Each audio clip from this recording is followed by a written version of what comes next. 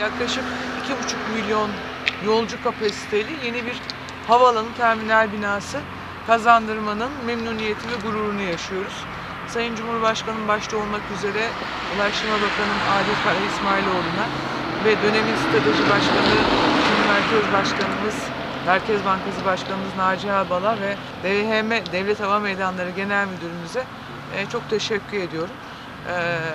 Havaalanı terminal binamızın ihalesi tamamlanmış vaziyette ve ihalesini alan firmamız bugün Malatya'da yer teslimlerini yaptılar ve inşaat şantiye alanlarını yolcularımızı hiç etkilemeyecek bir alana kurdular ve Allah nasip ederse 6 Şubat'ta Ulaştırma Bakanımız Malatya'ya geldiğinde temel atmayla işlerimizi başlatmış olacağız.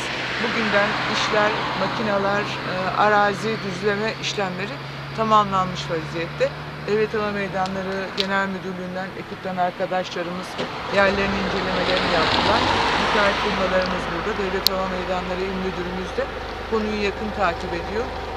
Ve yaklaşık 50.000 metrekarelik bir alanda yaklaşık 27.000 metrekare kapalı alan içerisinde olacak 2,5 milyon kapasiteli devlet hava meydanlarımızın Malatya Havaalanı terminal binası nasip olursa 2023'ün Şubat ayında hizmete girecek.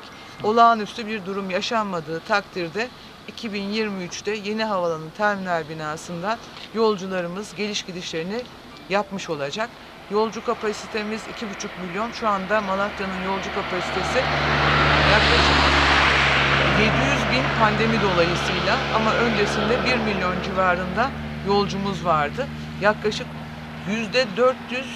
%420'lik bir yolcu kapasitesinde artış var. Hava yolunu halkın yolu yapan Sayın Cumhurbaşkanımıza ve önceki dönem son Başbakanımız Binali Yıldırım'a ve şimdiki kıymetli Bakanım Adil Kara İsmailoğlu'na bir kez daha canı gönülden teşekkür ediyorum.